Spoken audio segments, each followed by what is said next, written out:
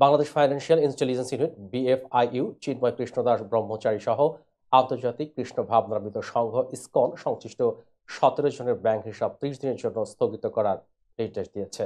বৃহস্পতিবার কেন্দ্রীয় ব্যাংকের আর্থিক গোয়েন্দা বিভাগ এই নির্দেশনা দেশের ব্যাংক ও আর্থিক প্রতিষ্ঠানের কাছে পাঠিয়েছে। স্থগিত হওয়া ব্যক্তিদের মধ্যে রয়েছেন চিন্ময় কৃষ্ণ দাস, কার্তিক চন্দ্র দে, অনিক পাল, সরোজ রায়, সুশান্ত দাস, বিশ্বকুমার সিংহ, চন্তি দাস বালা, জয়দেব কর্মকার, লিপিরানী কর্মকার সহ আরো কয়েকজন। তাদের ব্যক্তিগত ও ব্যবসায়িক হিসাবে সব লেনদেন বন্ধ থাকবে এবং প্রয়োজন হলে স্থগিতাদেশের সময় বাড়ানো হবে। বিএফআইইউ জানিয়েছে, মানি লন্ডারিং প্রতিরোধ আইন 2012-এর আওতায় এই সিদ্ধান্ত নেওয়া হয়েছে। এ ঘটনায় সংশ্লিষ্ট ব্যক্তিদের হিসাব বিবরণী ও পরিচিতিমূলক নথি 3 দিনের মধ্যে জমা দিতে বলা হয়েছে।